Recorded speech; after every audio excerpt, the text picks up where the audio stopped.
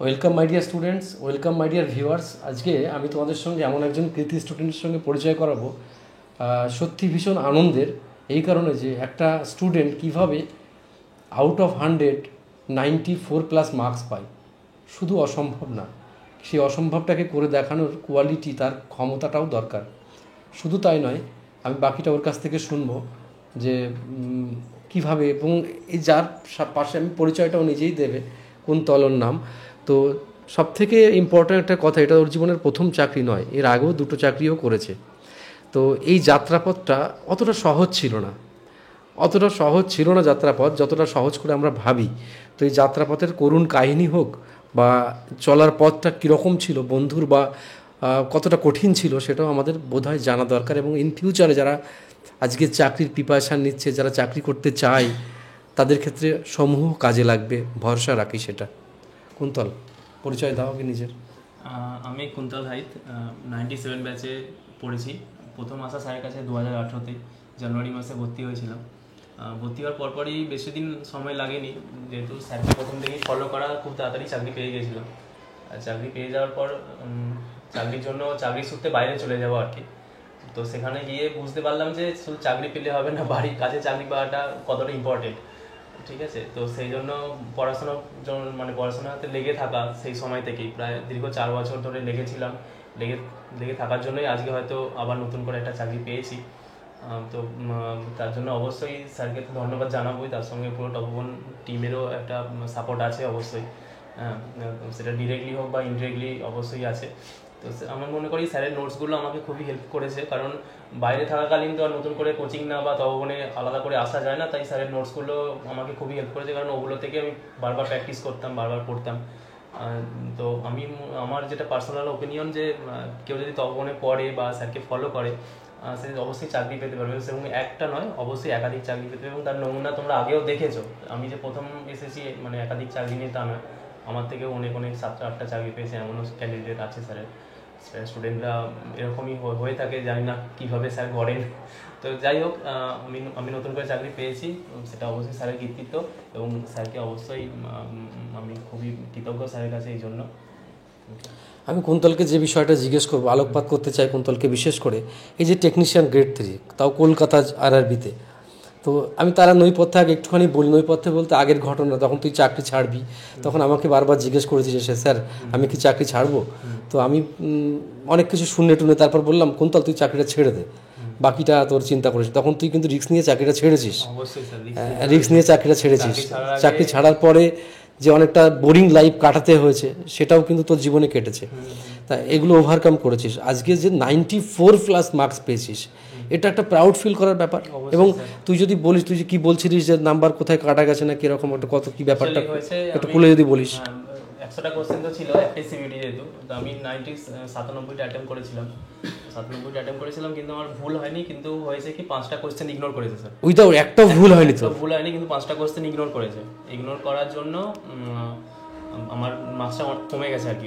আচ্ছা, কমে গেছে, সেই জন্য হয়তো 90 করেছে, না হলে আরও বাড়তো, হয়তো বাড়তো আরও। ঠিক আছে, নর্মালাইজেশন করে হয়তো আরও বাড়তে পারতো। হ্যাঁ। তো এবার যে কথা, সেটা হচ্ছে যে এই যে তুই বাইরে চাকরি করেছিস, তারপর আমাদের সঙ্গে অনলাইনে যুক্ত হয়েছিস, তারপর রিসেন্টলিও ক্লাস করছিলিস, লোকো পাইলটও পাস করেছিস। হ্যাঁ, লোকো পাইলটও ক্লাস করছিলিস, সেদিন অফলাইনও এসেছিলিস।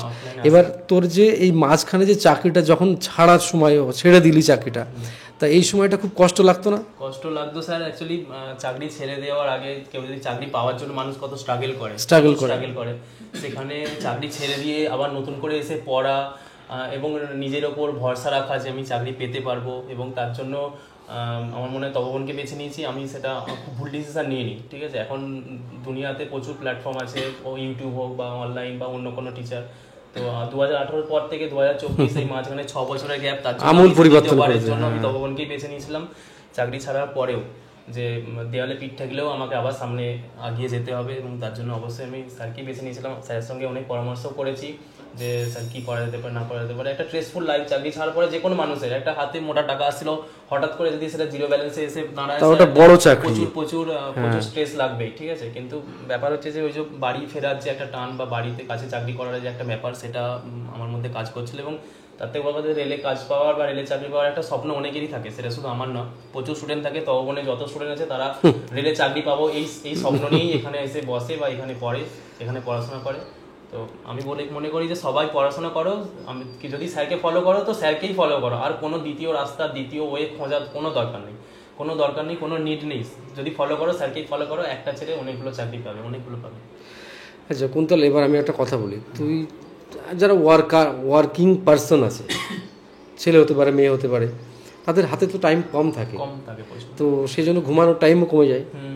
তো তোর ক্ষেত্রেও তো এরকম হয়েছে যে তুই চাকরি যখন করতিস তখন তোর দেখা গেলো চাকরি তো একটা শুধু বসে থাকে না, সেখানেও কাজ করতে হয়, স্ট্রেসফুলি অনেক কাজ থাকে, তো সেসব বাদ দিয়েও নিজেকে কিভাবে মানে গুছিয়ে রাখতিস তুই নিজেকে, এটা একটা বড় চ্যালেঞ্জ। অনেক ছেলে মেয়ে আছে না এখন মনে করো কোনো কাজ করে না, কিন্তু পড়াশুনো করতে গিয়েও তারা টাইম পায় না, খাওয়ার সময় পায় না, ঘুমানোর সময় পায় না, টাইম তারা ঠিক টাইমটাকে ম্যানেজমেন্ট করতে পারে না। এই টাইম ম্যানেজমেন্ট করাটা তোর কাছে কতটা ইম্পর্টেন্ট এবং এটা পরবর্তী জেনারেশনরা কী করে করতে পারে, তুই যদি এই ব্যাপারে বলিস। আচ্ছা, টাইম ম্যানেজমেন্ট বলতে দেখো, টাইম ম্যানেজমেন্ট স্যার কোথায় হয় না, যদি প্রধানত কি কেউ যদি ধরুন 4-5টা রাস্তা দিয়ে হাঁটছে, সে টাইম ম্যানেজমেন্ট প্রথমেই করতে পারবে না, ঠিক আছে।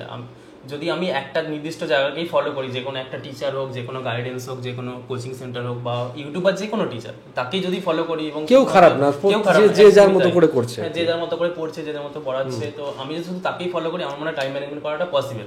আমি চাকরি করেছি স্যার, সেন্ট্রাল গভর্নমেন্টের চাকরিতে 9 to 5 ডিউটি হয়, আমাদের 5:30টায় ছুটি হতো, মানে 8.5 ঘন্টা দিতে হতো ডিউটিতে। তো 5:30টার সময় ছুটি হলেও কিন্তু আমাদের মানে এরকম কোনো সিস্টেম ছিল না যে তুমি 5:30টার সময় বাড়ি চলে যাবে, যতক্ষণ না তোমার টাস্ক কমপ্লিট হচ্ছে, সেটা রাত্রি 12টা হোক 1টা হোক, তোমাকে করে যেতে হবে। কখনো এরকম হয়েছে, শুধু একবার নয় বহুবার হয়েছে, রাত্রি 12টা 1টার সময় ঘর ঢুকেছি, এসে হয়তো বন্ধুদের সঙ্গে থাকতাম, তারা রান্নাবান্না করে রেখেছে, খেয়ে হয়তো বসেছি, আবার আধ ঘন্টা হোক 1 ঘন্টা 2 ঘন্টা যেমন হোক করে বসেছি, পরের দিন উঠে আবার অফিস গেছি।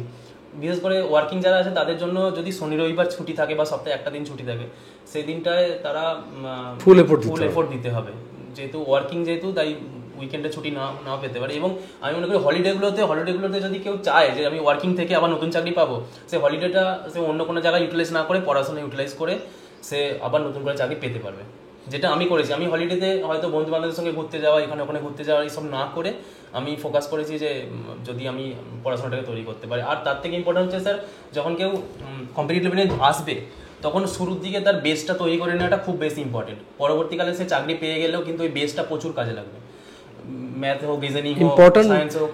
হ্যাঁ, এটা আমি খুব একমত যে প্রথমত চাকরির চিন্তাটা না করে প্রথমে যদি বেসটা তৈরি যে সাবজেক্টগুলো দরকার, সেই সাবজেক্টগুলোকে যদি আমি ওভারকাম করতে পারি ঠিক করে, বিশেষ করে ম্যাথ রিজনিং এ তো স্যার ভালো নাম্বার পেতে ফুল মার্কস পাওয়াই যায়, আর ওটার প্ল্যাটফর্ম একটা যে মানে ওইটা সব পরীক্ষায় থাকছেই, ওটাকে খুব ভালো করে প্রথমে যদি কেউ তৈরি করে নিতে পারে, ওটার জন্য নেক্সট টাইম কোনো বড় লেবার দিতে হয় না, বড় লেবার দেওয়ার প্রয়োজন হয় না খুব একটা, শুধুমাত্র মানে রিভাইজ করা ছাড়া, আর ওটার জন্য নতুন করে শেখা বা নতুন করে কিছু করা। আচ্ছা, টাইম ম্যানেজমেন্ট। এবার যেটা আরেকটা কথা, লক্ষ্য তো রাখতেই হয়, আর নিজের প্রতি অনেস্ট তো হতেই হবে। তার থেকে বড় কথা, যারা এখনো চাকরি পায়নি, বেকার অবস্থায় রয়েছে, তাদের পারিপার্শ্বিক পরিস্থিতিও চাপ থাকে, একটা পয়সা ইনকাম করার চাপ থাকে। তো এই সব মিলিয়ে না একটা কীরকম একটা পরিস্থিতির শিকার হয়ে যায় স্টুডেন্টরা। আমি অনেক খেয়াল করে দেখেছি যে একটা স্টুডেন্টরা পাজেল হয়ে যায়, তা এই যে পাজেল যখন হয়, আর এটা তো একটা আনসার্টেন ফিউচার, যে আমার হবে কি না তার কোনো গ্যারান্টি নেই। যদি মনে করো আমার 50,000 টাকা স্যালারি দরকার নেই, কেউ যদি 20,000 টাকা স্যালারির গ্যারান্টি দেয়, তাহলেও সে কিন্তু সেই কাজটা করতে পারে, কিন্তু এর তো 0% গ্যারান্টি। তো এই সময় মানে এইরকম একটা সিচুয়েশনে একটা স্টুডেন্টের মোটিভেশন, মানে কীভাবে সে নিজেকে মোটিভেটেড রাখতে পারে, এই ব্যাপারে যদি কিছু বলিস। কোশ্চেনটা বুঝতে পারলি? হ্যাঁ, কোশ্চেন বুঝতে পেরেছি। মোটিভেশন যদি কেউ চেয়ে থাকে, কোনো স্টুডেন্ট যে হয়তো পড়াশোনা করছে, হতে পারে তার ফ্যামিলি গ্রাউন্ড ভালো নয়, পারিপার্শ্বিক এনভায়রনমেন্ট ভালো নয়, সে সেরকম জায়গা থেকে উঠে এসে পড়াশোনা শুরু করেছে, মানে তার মনের মধ্যে কোথাও না কোথাও একটা লক্ষ্য আছেই যে আমাকে চাকরি পেতে হবে। তো আমি মনে করি কোনো মানে মনীষীদের কথাবার্তা না আসলে নিজেকে মোটিভেট করার সব থেকে বড় জায়গা হচ্ছে পিছন দিকে তাকিয়ে দেখা আমার বাবা মা কি পজিশনে আছে, আমার ফ্যামিলি কি পজিশনে আছে, এবং এই জায়গা থেকে আমাকে উঠে গিয়ে আমাকে একটা স্বাচ্ছন্দ্য জীবন, মানে ভালো জীবন লিড করতে হবে, ভালো একটা লাইফ লিড করতে হবে। সেই জন্য আমি মনে করি এর থেকে বড় মোটিভেশন হয় না, কারণ আমিও একটা পুয়ার ফ্যামিলি থেকে বিলং করেছি, আমিও সেই ফ্যামিলি থেকে বিলং করেই আমি চাকরি পেয়েছি, এবং আমার মতো অনেকেই আছে যারা পুয়ার ফ্যামিলি থেকে বিলং করে ভালো চাকরি পাচ্ছে। তো আমার মনে হয় মোটিভেশনের জন্য আলাদা কোনো কিছু শোনার দরকার নেই, সে শুনতে গেলে হয়তো টাইম ওয়েস্ট একটা ব্যাপার থাকে। মোটিভেশন পেতে গেলে তুমি একবার নিজের বাড়ির দিকে তাকিয়ে দেখো, তোমার নিজের বাবা মার দিকে তাকিয়ে দেখো, প্রিভিয়াস লাইফের দিকে তাকিয়ে দেখো, কিংবা যদি আশপাশে কেউ চাকরি পেয়ে থাকে সে কিরকম লাইফ লিড করছে, ফিউচার সম্বন্ধে ধারণা তৈরি করো যে ভালো লাইফ লিড করতে গেলে আমাকে কি কি করতে হবে, তার জন্য আমাকে লেবার দিতে হবে। 1 বছর খুব মন দিয়ে পড়ো, খুব মন দিয়ে পড়ো, নেক্সট টাইম দেখবে তোমার একটা চাকরি পেয়ে গেলে তোমার আর কোনো কিছু মনে হবে না, কোনো মানে ঝামেলা থাকবে না, লাইফ একদম সুন্দর হবে। একটা লাস্ট কোশ্চেন আমার, সেটা হচ্ছে লাস্ট কোশ্চেন মানে একটা কোশ্চেন যেটা হচ্ছে অনেকে ভাবে যে সরকারকে যা শুনছে তারা হয়তো অনেকে ভাবে যে সরকারি চাকরি হয় না। বাস্তব মানছি কঠিন চাকরি, কেননা সিট সংখ্যা কম, মানে ভ্যাকান্সি কম, লোক সংখ্যা বেশি, তো লাখো করোড়ো বেকার, তার মধ্যে পাওয়া কঠিন, কিন্তু সত্যি তো অসম্ভব নয়, অসম্ভব নয়, চাঁদে যাওয়ার মতো ব্যাপারটা তো নয়, মানে অন্তত সম্ভব, পরিশ্রম করলে অবশ্যই চাকরি পাওয়া সম্ভব, এটা তো বিকল্প নেই। আর সবাইকে লাস্ট 5 লাইন যদি একটা বলতে পারিস কিছু, যে কি করবে, কেমনভাবে চলবে, কিভাবে, একটা তোর মনের মতো করে। দেখো, যারা প্রিপারেশন লাইনে আছো, এখন কম্পিটিশনটা কিন্তু আরো হাই লেভেলে চলে গেছে, দিন দিন কম্পিটিশনের যে লেভেলটা আছে সেটা আরো হাই থেকে আরো হাই মানে আপে যাবে। তো যদি এদের মধ্যে থেকে এত লক্ষ কোটি মানুষ থেকে যদি একজনকে নিজের নামটা বের করে আনতে চাও একটা গভর্নমেন্ট সার্ভিসে, তাহলে খুব পরিশ্রম করো। আমার যেটা বলতে চাই যে যদি পড়াশোনার লাইনে কম্পিটিটিভ লাইনে আসো, তাহলে প্রথম থেকেই পরিশ্রম শুরু করো, মনটাকে সেইভাবেই তৈরি করো যে আমি শুধু পরিশ্রম করবো, যত ম্যাক্সিমামটুকু স্ট্রাগল দিতে পারো তার থেকেও আরো ম্যাক্সিমাম দেওয়ার চেষ্টা করো, তোমার যেটা লেভেল তার থেকেও ম্যাক্সিমাম দেওয়ার চেষ্টা করো, দেখবে তুমি ঠিকই পারবে। আর পড়াশোনা করার মধ্যে কোনো বিকল্প নেই, ঠিক আছে? কম্পিটিশন লাইনে এসে এইটা পড়বো না, ওটা পড়বো না, কি এই জিনিসটা পরীক্ষা আসবে না, এটা কেন পড়বো, এরকম কোনো জিনিস মনের মধ্যে রাখাই দরকার নেই, মানে কোনো কোয়েশ্চেন আসার কোনো জায়গাই থাকবে না, সব পড়তে হবে, বুঝতে হবে, পারতে হবে, সব পড়তে হবে, সব বুঝতে হবে, সবই করতে হবে। তাই পারবে না এমন নয়, খুব পরিশ্রম করলে আমি মনে করি ঠিকই পারে। সবাইকে অনেক ওয়েল উইশিং করে আমরা আজকে এখানেই আমাদের সেশন শেষ করছি। আমি অনেক ধন্যবাদ জানাচ্ছি কুন্তলকে, ও রেলে জয়েন করুক, রেলের একজন মানে কি বল সৈনিক হয়ে রেলকে আরও এগিয়ে নিয়ে চলুক, এবং ভবিষ্যৎ সুরক্ষিত হোক, ওর ফ্যামিলি, ওর মা বাবা সবাই যেন খুব মানে ভালো লাইফ লিড করতে পারে, এবং ভবিষ্যৎ প্রজন্ম যেন ওর কাছ থেকে অনেক মোটিভেশন পায় যে না, চাকরি পাওয়া সম্ভব, এবং তাও কম নম্বর পেয়ে নয়, 94+ মার্কস পেয়ে, এটা কিন্তু একটা বিরাট ব্যাপার, মাইলস্টোন বলতে পারি আমি, ঠিক আছে? আর কোনো কোশ্চেন নেগেটিভ না করে, এইটাই সব থেকে প্লাস পয়েন্ট আজকের এই কথা। ওকে, বেস্ট অফ লাক সবাই।